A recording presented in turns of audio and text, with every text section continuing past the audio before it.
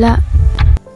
Sumulat si Rizal ng 2 nobela, ang Noli Me Tangere, Il Filibusterismo, na parehong nagtanong sa pagiging lehitimo ng patuloy na pamamahala ng Espanya sa kapuluan.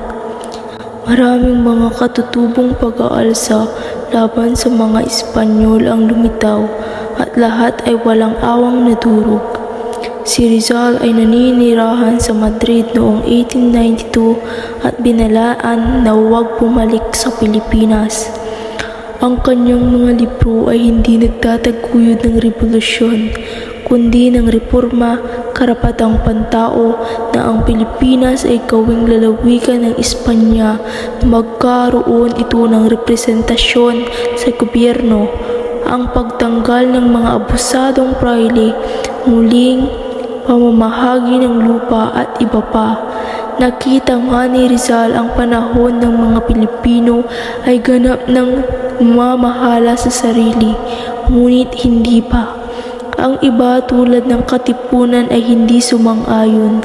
Ang mga miyembro nito ay nagsimulang magsagawa ng mga aktibidad na gerilya na may malinaw na layunin na pabagsakin ang mga Espanyol.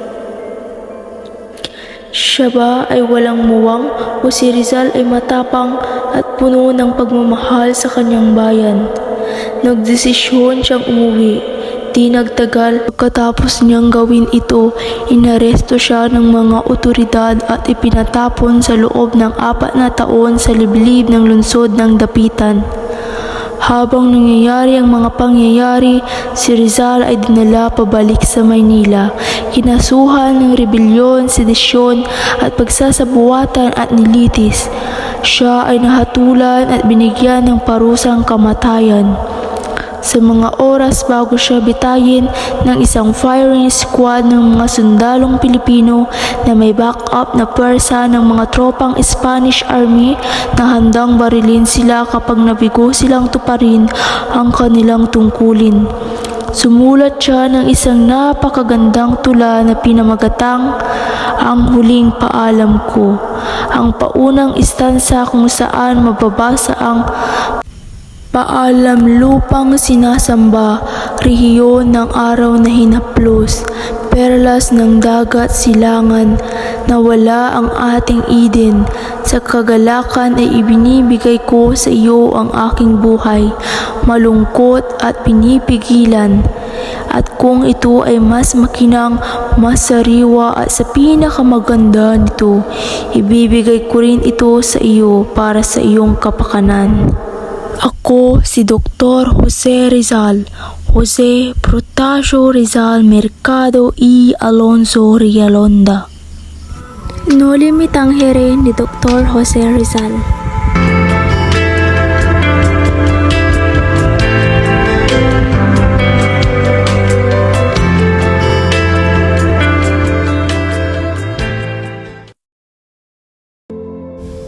Heartbreaking scenario of Aling Sisa in Noli Me Tangere.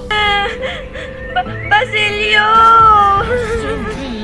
Andito na si nanay! Christine! Mga anak ko! Asan na kayo? Basilio! Asan na kayo? Hindi ko kaya! Basilio! Andito na si nanay! Crispin!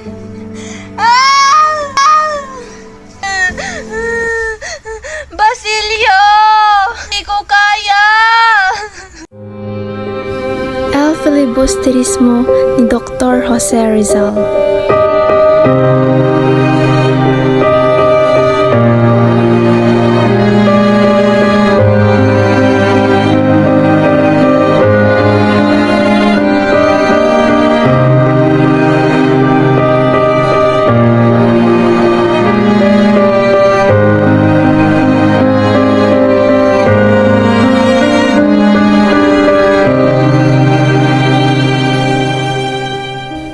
Si Basilio at Huli in El Filibusterismo. Huli. Basilio? Makakaasa ka. na walang sino man o kahit anong masamang mangyayari. Hindi ko ipagpapalit ang dalisay mong puso. Walang makakapantay dito sa puso ko.